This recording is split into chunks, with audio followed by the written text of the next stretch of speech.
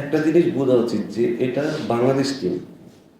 আপনি কয় নম্বরে আগে ব্যাটিং করে আসছেন সেটা খুব বেশি ইম্পর্টেন্ট না আমাদের কাছে। ঠিক আছে? টিমের যদি আপনার রিকোয়ারমেন্ট যদি মনে হয় যে আপনাকে 7 নম্বরে ব্যাটিং করতে হবে, আপনি ওপেনার, আপনার 7 নম্বরেই ব্যাটিং করতে হবে।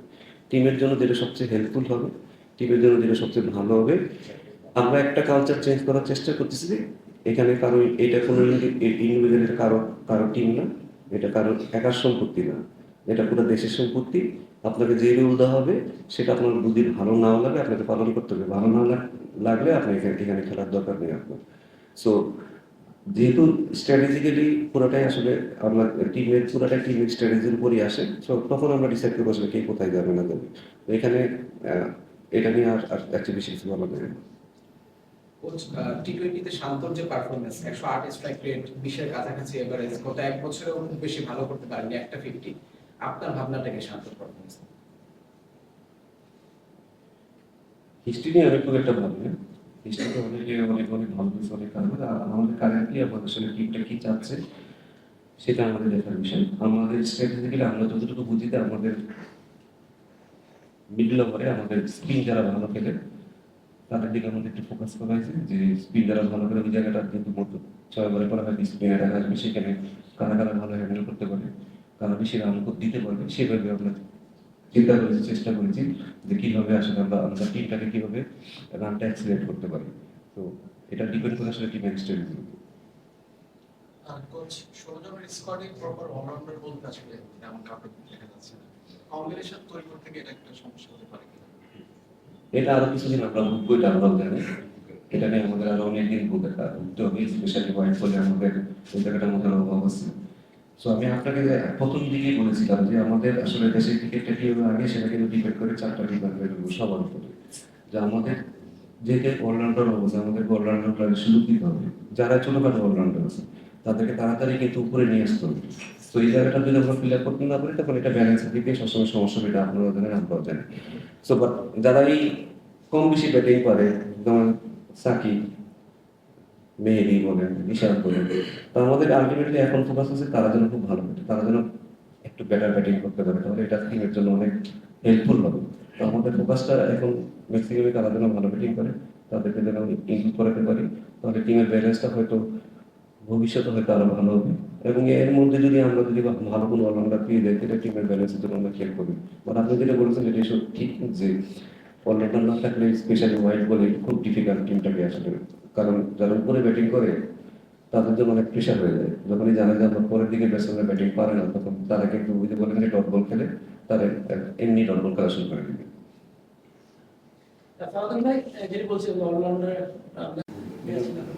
বিরাট বিশ্বের one of the best allrounder, সেটা এটা আমাদের তার জন্য খুব সে যদি খেলতে হতো সেটা আমাদের জন্য ভালো হতো। সে ওটিপির অনেক ভালো পারফর্ম করছে। বাট যেটা আমি বললাম যে টিম হয়তো মাঝে মাঝে আপনার কিছু কম্বিনেশনের কারণে আপনার বেস্ট প্লেয়ারটাকে আপনাকে হয়তো বাইরে রাখতে হচ্ছে। এটা কারণ আমার তো আমার বোলিংয়ে করা লাগবে, যেটা হয়তো টিমের সাথে হয়তো এখনো হয়তো অ্যাডজাস্ট করতেছে না। বাট মিরাজকে আমরা এখনো বলি না যে সে টি-20 খেলতে পারে না। সে টি-20 জন্য আমাদের জন্য একটা বড় সম্পদ হয়ে উঠতে পারে এবং সে ইনশাল্লাহ আমার মনে হয় যে টিমে ব্যাক করবে। স্যার একটু ব্যাক আসতে চাই, যে লিটনের বিষয়ে কথা বলছিল, লিটন সম্পর্কে বললেন যে আমাদের অনেক সময় বুঝতে হবে বা সাপোর্ট করতে হবে। প্রত্যেকটা ক্যাপ্টেনের কাছে এমনই হয়, কারণ শান্ত ছিল তার সাথে এমনটা হয়েছে, হয়তো বা একটা ইনিংস খারাপ করলে শান্তর স্ট্রাইকের কথা বললো, শান্ত গত এক বছর যে রান করেছে তার থেকে কম রান করেছে লিটন, স্ট্রাইকের লিটনেরও কম, মানে তার থেকে খারাপ পারফরমেন্স লিটনের। আগের বছর ক্যাপ্টেন্সি করেছে স্যার, আমরা দেখেছি তার আউটের ধরনের বেশি কথা হয়, যে আপনি নিজেও বিপিএল সময় বলেছেন যে তারকারা যারা আছে তারা বোঝা উচিত যে কতটা মূল্য তাদের উইকেটের। তো স্যার এই দিক থেকে যখন প্রেস কনফারেন্স করে তখন আমরা দেখেছি যে অনেক সময় কুলনেস হারিয়ে ফেলে, তো তারও কি চেঞ্জ করার জায়গা আছে কিনা, শুধুমাত্র প্রেস কনফারেন্স না, মাঠের ভিতরেও মাঠের বাইরেও, কারণ সে তো প্রায় 10 ইয়ার্স খেলে ফেলেছে। তারও কি এই সময়টা এসে, কারণ 1.5 বছর মতো ক্যাপ্টেন্সি করবেন, এখানে আবারও সেই বিষয়গুলোর সম্মুখীন হবেন, মানে একটা একটা সিরিজ পরে, তারও কি সেই বিষয়টা কিছু জায়গায় কি চেঞ্জ করবে? সবারই করার সেটা শুধু ক্যাপ্টেন না, অ্যাজ এ ব্যাটসম্যান বলেন, অ্যাজ এ হিউম্যান বিং বলেন, এটা আমি আপনি সবারই কিন্তু ইম্প্রুভমেন্টের জায়গা থাকবো। যখন আমি মনে করবো যে আমার ইম্প্রুভমেন্টের জায়গা নেই, সেই দিন থেকেই আসলে আমার পতন হওয়া শুরু হবে। তো সবারই আসলে ইম্প্রুভমেন্টের সব দিকেই জায়গা আছে এবং আমার মনে হয় তারা লিটনকে আমি যা আগে দেখছি বাট লাস্ট সিরিজে যেভাবে দেখছি ক্যাপ্টেন সেটা আমার কাছে আকাশ পাতাল তফাৎ লেগেছে। ইভেন আপনারা হয়তো তার ইন্টারভিউ দেখলে হয়তো বুঝতে পারবেন যে তার কথাবার্তা কিন্তু অনেক কিছুই চেঞ্জেস আসছে। ছেলেদেরকে হয়তো প্রপারলি গাইড করলে তারা হয়তো এই জায়গাগুলো খুব দ্রুত আসবে তাদেরকে বাড়িয়ে দিতে পারবে এবং তারা সেইভাবে হয়তো ডেভেলপ করার চেষ্টা করছে। Last two question. সামনে আপনারা সব অনেকেই বলেন, শুধুমাত্র আপনি না, আরো অনেকেই বলেন যে বাংলাদেশ টিমের ক্যাপ্টেন্সি করা সবচেয়ে কঠিন কাজ। বাট ওয়াই বাংলাদেশ টিমের ক্যাপ্টেনের কি এমন সমস্যা আছে সবসময় এই কাজটা চ্যালেঞ্জিং? জিম্বাবুয়েতেও ক্যাপ্টেন্সি করে, তারা ফেল করে, আফগানিস্তানও ক্যাপ্টেন্সি করে, তারা ফেল করে, সব কিছু করে বেশি। কিন্তু বাংলাদেশ টিমের সমস্যাটা কোথায় যে কারণে ক্যাপ্টেন্সি করা যায় না? একটা আমরা সবাই মিলে পারফর্ম করি না, এটা একটা বড় দিক। যেহেতু আমরা পারফরমেন্স, আমার যদি ভালো অনেক পারফর্মার থাকতো তাহলে কিন্তু ক্যাপ্টেন্সি করাটা অনেক বেশি সহজ। আমাদের পারফরমেন্সের ধারাবাহিকতা নাই, সেটা আমরা স্বীকার করে নিচ্ছি যে আমাদের পারফরমেন্সের ধারাবাহিকতা নেই, সেটা একটা বড় ধরনের চ্যালেঞ্জ। পারফরমেন্স খুব তাড়াতাড়ি আচরণ করে এবং সেই সাথে আমরা জাতি হিসেবে আমরা অনেক ইমোশনাল, ঠিক আছে? আজকে ভালো তো কালকে খারাপ, কালকে খারাপ বসে এটা নিতেও তাদের অনেক কষ্ট হয় মাঝে মধ্যে। বাট এগুলো ম্যাচুরিটি চলে আসবে টুডে টুমোরো। এখন ধরুন একটা ক্যাপ্টেনকে যদি আপনি তার পুরো প্ল্যানটা যদি আপনি তাকে করতে না দেন, সে যেটা চায়, তখন তাকে কেন আপনি ব্লেম করেন? যখন একটা ক্যাপ্টেনকে যখন আমি দায়িত্ব দেবো, তাকে কিন্তু আপনাকে সবকিছু দিয়ে দিতে হবে, তার পুরো ফ্রিডমটাকে দিয়ে দিতে হবে, কারণ সে টিমটা চালাবে, তখন সে কিন্তু অনেক রেসপন্সিবল হবে। বাট অনেক কিছুই আছে যেটা সেটা ও নিজে চাইলেও করতে পারবে না। তো সব দিক থেকে আসলে আপনি যদি বিচার করেন, তার কিন্তু আসলে অনেক কিছুই বাধা ধরার মধ্যেই থাকে। পারফরমেন্স বলেন, নিজের পারফরমেন্স বলেন, সব চাপগুলো মিটিয়ে কিন্তু তাকে করতে হয়। আমাদের এখানে তো আরো বেশি চাপটা থাকবেই, বাট অ্যাজ এ ক্যাপ্টেন আপনাকে সেই চাপটাও সামলাতে হবে। সেটা আমি বলতেছি না যে করা কঠিন, বাট এই চাপটাকে আপনাকে নিতেই হবে। যেহেতু আপনি এই চেয়ারে বসছেন, আপনাকে চাপ নিতেই হবে। আপনাকে মিডিয়া হ্যান্ডেল করতে হবে, আপনাকে প্লেয়ার হ্যান্ডেল করতে হবে, আপনাকে অফিসিয়াল হ্যান্ডেল করতে হবে, সব কিছু আপনাকে হ্যান্ডেল করতে হবে। বাট আমি বললাম যে যদি পারফরমেন্সের গ্রাফটা একটু উপরে ওঠে, তখন কিন্তু একটু আমার মনে হয় যে আরো বেশি ইজি হবে তার জন্য ক্যাপ্টেন্সি করা। Last one. তবে এই কথাটা শেষ যদি এই ক্যাপ্টেনের মানে অবস্থা আছে লিটন কুমার দাস বিদেশ পারফরমেন্স। দেখুন, আমি একটা জিনিস শেখানোর চেষ্টা করছি, সেটা হচ্ছে আমি যখন ন্যাশনাল টিমে আসছি বা আমি যখন এই চেয়ারে বসছি, হয়তো আমি নেম ফেম টাকা সব কিছু সাথে করে নিয়ে আসছি, সাথে কিন্তু আমরা সমালোচনাটাও নিয়ে আসবো, মানুষের তিরস্কার নিয়ে আসবো, আমাকে প্রেশারগুলো নিয়ে আসতে হবে, সেটাও আমাকে হ্যান্ডেল করতে হবে। সে হ্যান্ডেল তোমাকে করতেই হবে, এটা অন্য কেউ হ্যান্ডেল করে দিল। সো এটা হ্যান্ডেল করাও তাকে শিখতে হবে। হয়তো তারা হয়তো মাঝে মাঝে করতে পারে, মাঝে মাঝে করতে পারে না, বাট তারা পারবে টুডে টুমোরো, সেটা আমি বিশেষ করি।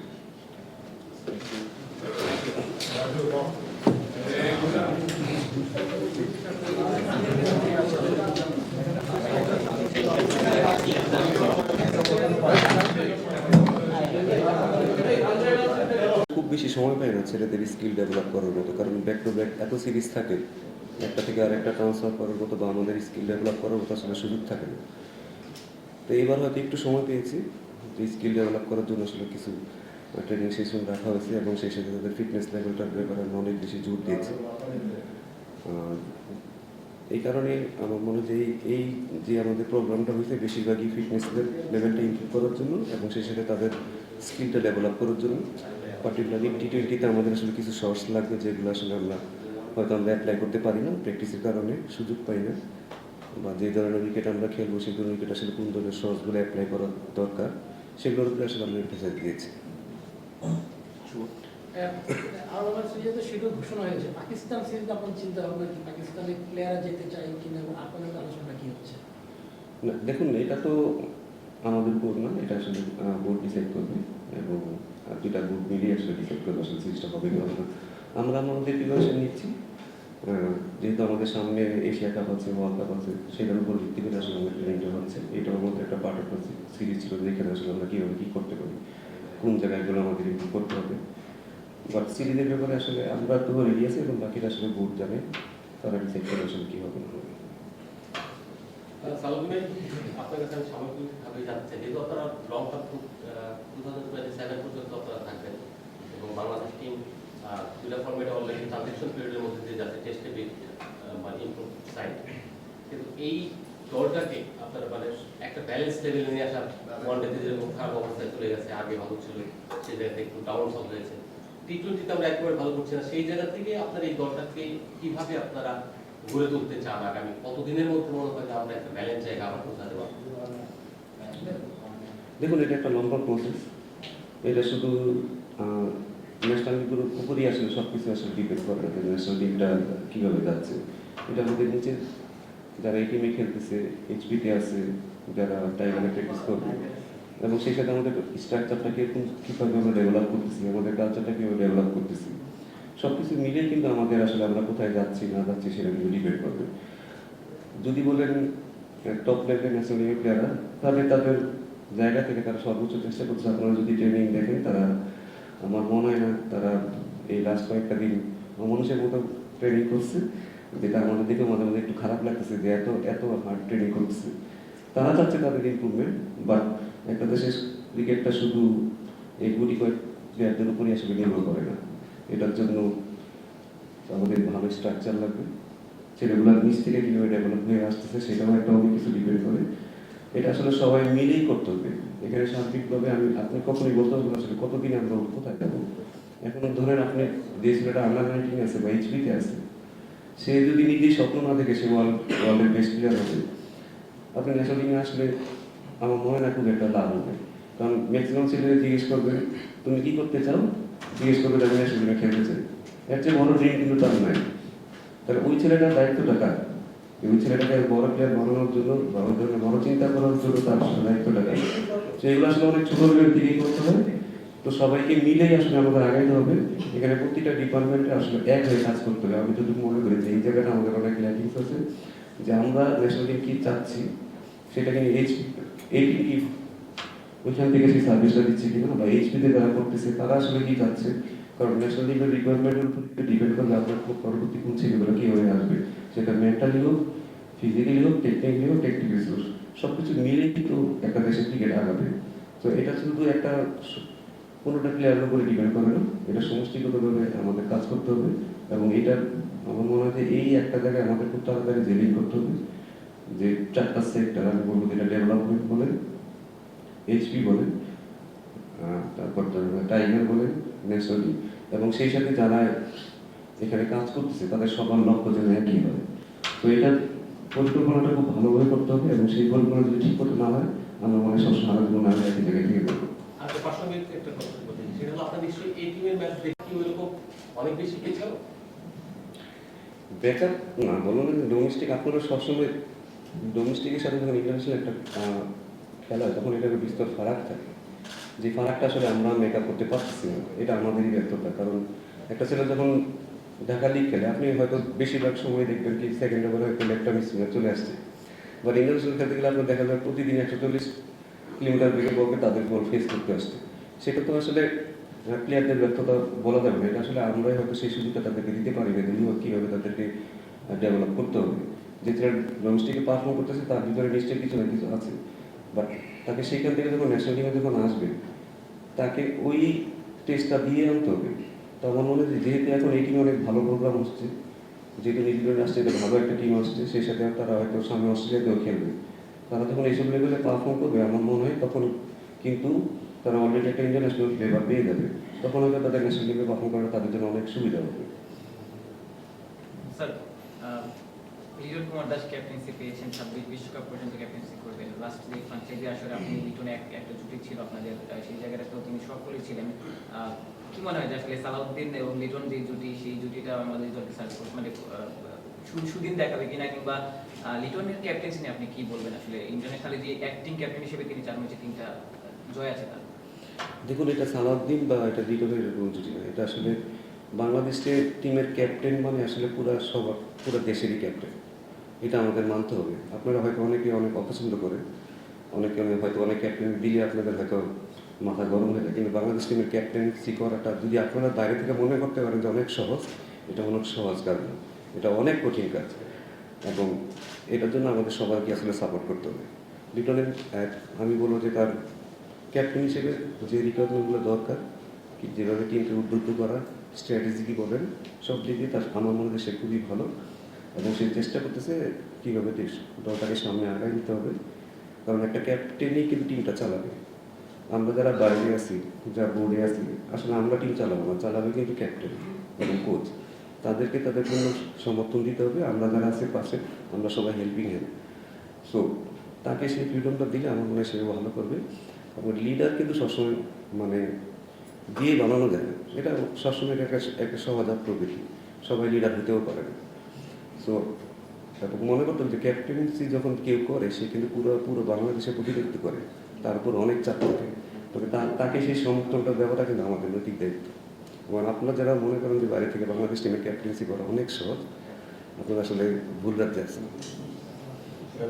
What about Andre Adams? এই সিরিজে বাংলাদেশ আসলে নতুন কোনো পেসগুলো কোচ নিয়ে যাচ্ছে সিরিজে যাচ্ছে কিনা আমি জানি না, তবে আন্ডার অ্যাডামসের সাথে বোর্ডে আরো চুক্তি ছিল, এটা তো আসলে প্রাসঙ্গিক না আজকের প্রেস কনফারেন্সে। আপনি আমার সাথে আরো পরে কথা হতে পারে। লিটন দাসের ক্যাপ্টেন্সি বললেন ওয়েস্ট সফরে তিনি কিন্তু রানে ছিলেন না, তারপরে খুব ভালো ক্যাপ্টেন্সি করেছেন। আমি স্যার ব্যাটিং এর পারফরমেন্স কিন্তু ক্যাপ্টেন্সির উপর কোনোভাবে প্রভাব ফেলে, মানে how do you see this? এবং তার ক্যাপ্টেন্সির মানে মূল স্ট্রেংথের জায়গাটা কোনটা, ব্যাটিংটা কোনটা যদি একটু বলতেন, বিকজ আপনার কাছ থেকে দেখছি। স্ট্রেংথের জায়গা যদি বলেন, আমি মনে করি যে সে খুব ভালো টেকনিশিয়ান। ফিল্ড প্লেসমেন্ট সম্পর্কে, বলারের শক্তি সম্পর্কে তার ভালো আইডিয়া আছে, এবং অপোনেন্ট সম্পর্কে সে খুব ভালোভাবে সে গেম অ্যানালাইসিস করে। এবং টি-20 কীভাবে ফিল্ড সেট আপ করতে হবে, কীভাবে গেমটাকে আগায় নিতে হবে, কীভাবে বা ব্যাটিংটাও কীভাবে আগায় নিতে হবে, সেটা সম্পর্কে তার পরিষ্কার ধারণা আছে। উইকেট বলেন, বলার হ্যান্ডলিং বলেন, টিম হ্যান্ডলিং বলেন, সব কিছুই তার একটা, আমি মনে করি যে এটা তার একটা স্ট্রেংথ। এখন যদি তার উইকনেস বলেন, আমি মনে করি যে যেহেতু সে কিছুদিন রান করেনি, সেটা হয়তো আপাতত তার উইকনেস আছে, বাট আমি মনে করি যে এটা থেকে সে বেরিয়ে আসবে। কিন্তু তার ব্যাটিং পারফরমেন্স কিন্তু তার ক্যাপ্টেন্সির উপর কোনোভাবে প্রভাব ফেলে না দেখুন, লিটনকে আমরা সবসময় একটু অন্যভাবে দেখি, কথা কম বলে, হয়তো আপনাদের সাথে অন্য কথা কম বলে, বা যারা কাছে থেকে মিশে তারা হয়তো তাদের সেই ভুল ধারণা হয়ে যাবে। যে ভুল ধারণা আপনাদের সাকিবের বেলায় ছিল, বাইরে থেকে মনে হবে যে অনেক কিছু তারা হয়তো ঠিক মতো করে না, কিন্তু as a teammate, as a টিমের লিডার হিসেবে তার যতটুকু করার তার চেয়ে বেশি হয়তো সে করে। ভাই, অনেকদিন ধরে বিশেষ করে আপনার মাল্টি টুর্নামেন্টগুলো আছে, হোয়াইট বল টুর্নামেন্টগুলোতে বাংলাদেশে দেখা যায় যে আপনার ইনিংসে পার স্কোরগুলো আসলে বাংলাদেশের কম আর অন্যান্য টিমগুলোর চাইতে। So as a batting coach আপনি আসলে নতুন কি ইনক্লুশন করতেছেন, কোনো ড্রিল কিংবা নতুন কোনো টেকনিক এর সঙ্গে অ্যাডপ্ট করতেছেন কিনা, বা আপনার প্র্যাকটিস মডিউলের মধ্যে ইনক্লুড করছেন কিনা এই প্রবলেমটাকে অ্যাড্রেস করার? দেখুন, ড্রিল তো যদি আপনি আমাকে বলেন, আমি এখানে বসে 100টা ড্রিল বানিয়ে ফেলতে পারবো, ঠিক আছে? ড্রিল বানানোটা আসলে কোনো নতুন কিছু না। আসলে খেলাটা তো আসলে মাথায়, আমরা কীভাবে আসলে ক্যালকুলেশন করতেছি, আমরা কি লজিক্যাল ওয়েতে ক্রিকেট খেলতেছি কিনা। আমরা মনে হয় মাঝে মাঝে লজিক ছাড়া ক্রিকেট খেলি। ওই জায়গাটা আসলে একটু করাটা খুব সহজ কাজ না। যদি স্কিল বলেন, টেকনিক বলেন, আপনি যেভাবে ড্রাইভ খেলেন, আমিও সেইভাবে ড্রাইভ খেলি, নিশ্চয়ই তাহলে কোথাও না কোথাও সমস্যা আছে। সমস্যাটা আসলে মাথায়। তো আমরা ওই জায়গাটা কীভাবে ইমপ্রুভ করা যায়, সেটা শুধু বললাম আর হয়ে গেল তা কখনই হবে না। এটার জন্য আসলে অনেক কালচারাল ব্যাপার থাকে, যে জিনিসগুলো নিয়ে আমরা আসলে অলরেডি আমরা কাজ শুরু করছি। কারণ এই একটা জায়গা আমার কাছে মনে হয় এই জায়গাটা আমাদের খুব তাড়াতাড়ি ডেভেলপ করতে হবে। বললেই হবে না যে আমরা করবো, বাট এটা আমাদের খুব তাড়াতাড়ি করতে হবে। যেমন ধরুন রেসপন্সিবিলিটির কথা বলা আছে, সেটা আমরা চেষ্টা করছি ছেলেদের উপরেই ছেড়ে দিতে, তাহলে তারা হয়তো তাড়াতাড়ি শিখবে। একজন আরেকজনকে কোচিং করানো, সেটাও একটা নতুন স্ট্র্যাটেজি আমরা হয়তো নিয়েছি, যেটা থেকে তারা নিজেরা ক্রিকেটটা নিয়ে একটু চিন্তা ভাবনা করবে। সো এরকমভাবে চেষ্টা করছি যে আমাদের কালচারটা যেন একটু চেঞ্জ হয়, যেখান থেকে ছেলেরা নিজেরাই শিখবে এবং নিজেরাই দায়িত্ববান হবে এবং নিজেরাই নিজেদের প্রবলেমটা সলভ করতে পারবে। আমার তখন হয়তো আমরা তাড়াতাড়ি ক্রিকেটটা অনেক আগে নিতে পারবো। কোচ, 4 জন ওপেনার আছেন স্কোয়াডে। শান্ত টি20 তে অনেক ওপেনিং করেছেন, সেই জায়গাটাতে 5 জন। আমার প্রশ্নটা হচ্ছে 4 জন বা 5 জন কি শুধুমাত্র ওপেনার হিসেবে